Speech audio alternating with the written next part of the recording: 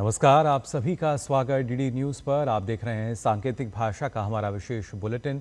आपके साथ मैं हूं मुकुल शर्मा, मेरे साथ मौजूद हैं मेरे सहयोगी शरद मुदगल।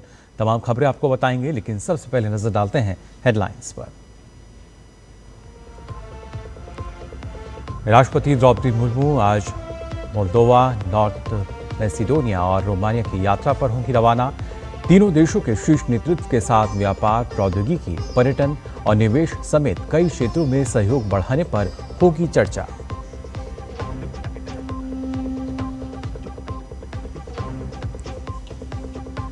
गृह मंत्री अमित शाह आज कोलकाता में राज्य की कानून व्यवस्था की स्थिति की करेंगे समीक्षा। कई परियोजनाओं का करेंगे उद्घाटन, शिलान्यास।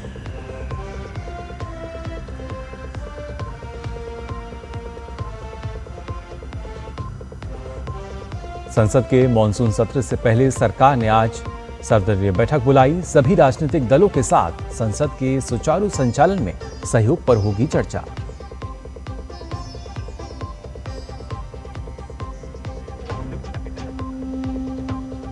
ज़ंज़िबार के राष्ट्रपति डॉक्टर हुसैन अली आज नई दिल्ली में उपराष्ट्रपति और विदेश मंत्री से करेंगे मुलाकात। द्विपक्षीय संबंधों की समीक्षा करने के साथ ही भविष्य में सहयोग बढ़ाने को लेकर होगी चर्चा।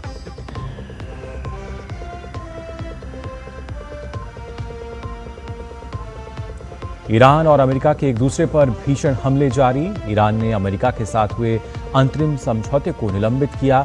शांति की उम्मीदों को लगा बड़ा झटका।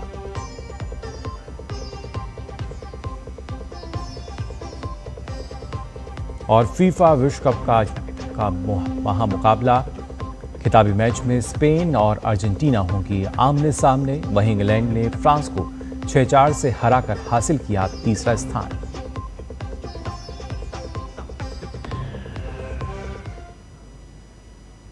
और आइए अब खबरें देखते हैं विस्तार से। आपको बता दें, राष्ट्रपति द्रौपदी मुर्मू आज मोल्दोवा, नॉर्थ मैसिडोनिया और रोमानिया की यात्रा पर रवाना होंगी। उनकी यात्रा 25 जुलाई तक चलेगी। ये किसी भारतीय राष्ट्रपति की मोल्दोवा और उत्तर मैसिडोनिया की पहली यात्रा होगी। वहीं रोमानिया की यह 3 दशक से अधिक समय के बाद किसी भारतीय राष्ट्रपति की पहली राजकीय यात्रा है।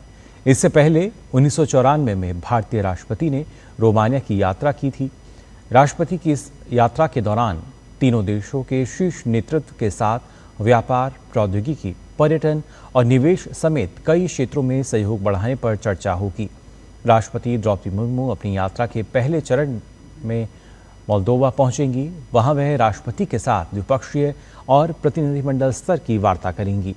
इसके अलावा मोल्दोवा के प्रधानमंत्री और संसद अध्यक्ष इगोर ग्रोसू से भी मुलाकात करेंगी।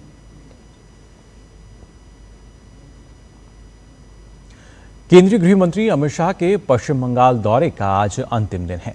गृह मंत्री आज राजधानी कोलकाता में कई महत्वपूर्ण कार्यक्रमों में हिस्सा लेंगे। राज्य में कानून व्यवस्था को सुदृढ़ करने के उद्देश्य से गृह मंत्री एक उच्च स्तरीय समीक्षा बैठक की अध्यक्षता करेंगे, जिसमें सुरक्षा व्यवस्था और प्रशासनिक स्थिति का बारीकी से आकलन किया जाएगा। इसके साथ ही विकास और संस्कृति को बढ़ावा देते हुए अमित शाह कोलकाता के अलीपुर स्थित राष्ट्रीय पुस्तकालय में नवनिर्मित देश के पहले म्यूजियम ऑफ वर्ड के पहले चरण का उद्घाटन करेंगे। इसके अलावा सहकारिता क्षेत्र को मजबूती देने के लिए गृह मंत्री कोलकाता के बिस्वा मंगला कन्वेंशन सेंटर में अमूल डेयरी के अत्याधुनिक दही प्लांट का शिलान्यास भी करेंगे।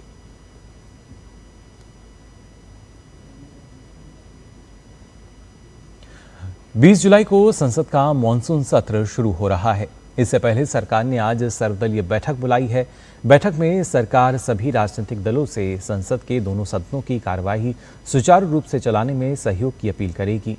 संसद का मॉनसून सत्र सोमवार से शुरू होकर 13 अगस्त तक चलेगा। इस दौरान कई महत्वपूर्ण विधेयकों पर चर्चा और उन्हें पारित किए जाने की संभावना है। ज़ंज़िबार के राष्ट्रपति डॉक्टर हुसैन अली मिप्ती 17 जुलाई से भारत की 4 दिवसीय आधिकारिक यात्रा पर हैं। डॉक्टर हुसैन अली मिप्ती का शनिवार शाम को नई दिल्ली पहुंचने पर गर्मजोशी से स्वागत किया गया।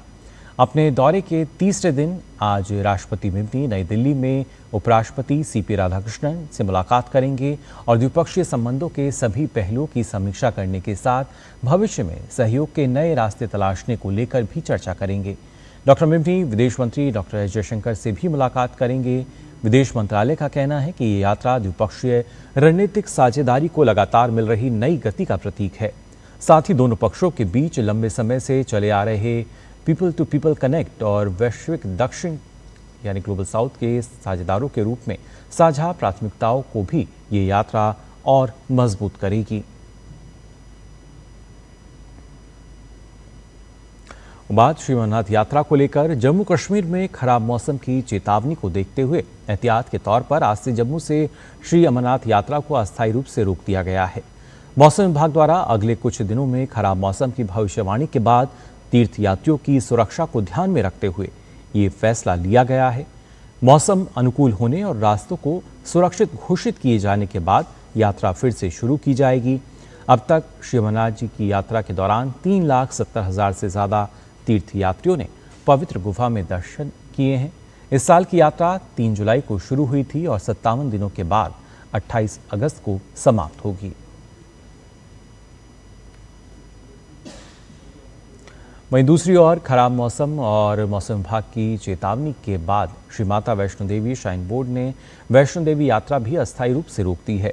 श्राइन बोर्ड की ओर से जारी आधिकारिक सूचना के अनुसार श्रद्धालुओं की सुरक्षा और सुविधा को ध्यान में रखते हुए ये फैसला एहतियाती तौर पर लिया गया है। बोर्ड ने सभी श्रद्धालुओं से अपील की है कि वे धैर्य बनाए रखें और यात्रा से जुड़ी ताज़ा जानकारी के लिए श्राइन बोर्ड की आधिकारिक संचार माध्यमों पर नज़र बनाए रखें। प्रशासन और श्राइन बोर्ड की टीमें लगातार मौसम की स्थिति पर नज़र रख रही हैं। अधिकारियों का कहना है कि जैसे ही मौसम यात्रियों के लिए सुरक्षित माना जाएगा, वैष्णो देवी यात्रा दोबारा शुरू कर दी जाएगी। फिलहाल खराब मौसम को देखते हुए श्रद्धालुओं से अपील की गई है कि वे बिना किसी आधिकारिक सूचना के यात्रा मार्ग की ओर ना बढ़ें और प्रशासन के दिशा निर्देशों का पालन करें। रुक करते हैं अंतर्राष्ट्रीय खबरों की तरफ। हॉर्मुज़ स्ट्रेट को लेकर संघर्ष तेज होने के बीच अमेरिका और ईरान ने शनिवार को एक दूसरे के बुनियादी ढांचे और सैन्य ठिकानों को निशाना बनाकर हमले किए। इस बीच ईरान ने अमेरिका के साथ करीब 1 महीने पहले हुए समझौते से पीछे हटने की घोषणा कर दी। ईरानी मीडिया के अनुसार काजेम गरीबाबादी ने कहा है कि दोनों देशों के बीच बातचीत जारी थी, लेकिन अमेरिका ने खुद समझौते का उल्लंघन किया, इसलिए तेहरान अब उनकी शर्तों का पालन नहीं करेगा। ईरान के सर्वोच्च नेता मुस्तफा खामनेई ने भी अपने लिखित बयान में ट्रंप के समझौते ज्ञापन को बेकार बताया। दोनों देशों के बीच ये समझौता कई सप्ताह तक चले सैन्य तनाव के बाद हुआ था। इसके अगर देखा जाए इससे व्यापक वार्ता की उम्मीद जगी थी। हाल के दिनों में दोनों पक्षों के बीच फिर से हमले और तनाव बढ़ने के बाद ये समझौता लगभग निष्प्रभावी हो गया है। पिछले हफ्ते अमेरिकी राष्ट्रपति डोनाल्ड ट्रंप ने भी कहा था कि उन्हें लगता है कि ईरान के साथ हुआ युद्ध विराम अब समाप्त हो चुका है। और बात फीफा वर्ल्ड कप की, जहां अब अपने अंतिम पड़ाव पर यह है और प्रतियोगिता का फाइनल मुकाबला आज देर रात स्पेन और अर्जेंटीना के बीच में होगा। ये बहुप्रतीक्षित मैच न्यूयॉर्क के प्रतिष्ठित मेट लाइफ स्टेडियम में खेला जाएगा। टूर्नामेंट में दोनों टीमों ने शानदार प्रदर्शन करते हुए खिताबी मुकाबले में जगह बनाई है। स्पेन ने सेमीफाइनल में फ्रांस को 2-0 से हराकर फाइनल का टिकट कटाया, जबकि गत चैंपियन अर्जेंटीना ने रोमांचक मैच में इंग्लैंड को 2-1 से मात देकर लगातार दूसरी बार फाइनल में प्रवेश किया है। आज के मैच में स्पेन दूसरी बार विश्व कप ट्रॉफी जीतने के इरादे से उतरेगा, वहीं अर्जेंटीना लगातार दूसरी और कुल चौथी बार विश्व विजेता बनने का लक्ष्य के साथ मैदान पर उतरेगा। ऐसे में फुटबॉल प्रशंसकों को एक रोमांचक और यादगार फाइनल मुकाबले की उम्मीद है। फीफा वर्ल्ड कप में तीसरे स्थान के मुकाबले में इंग्लैंड ने फ्रांस को 6-4 से हराकर टूर्नामेंट का कांस्य पदक अपने नाम कर लिया। रोमांच से भरपूर इस मुकाबले में दोनों टीमों ने आक्रामक खेल का प्रदर्शन किया। मैच के निर्धारित समय तक मुकाबला बराबरी का रहा, लेकिन अतिरिक्त समय में इंग्लैंड ने 97 और 104वें मिनट में लगातार 2 गोल दागकर 6-4 से जीत दर्ज की। सेमीफाइनल में अर्जेंटीना से हारने वाली इंग्लैंड ने शानदार वापसी करते हुए विश्व कप अभियान का समापन कांस्य पदक के साथ किया, जबकि फ्रांस की टीम को चौथे स्थान से संतोष करना पड़ा। 2 बार की ओलंपिक पदक विजेता पीवी सिंधु आज जापान ओपन के फाइनल मुकाबले में कोर्ट पर उतरेंगी। जहां उनका सामना जापान की अकाने यामाकुची से होगा। इससे पहले अंतिम 4 में खेले गए रोमांचक मैच में चीन की चेन युफेई चोट के कारण मैच से हट गईं। इस प्रकार चीन की रिटायर हट होने के बाद सिंधु ने मैच को 21-19, 15-10 से अपने नाम कर लिया। पीवी सिंधु 2024 के सैयद मोदी इंटरनेशनल के बाद पहली बार किसी फाइनल में पहुंची हैं।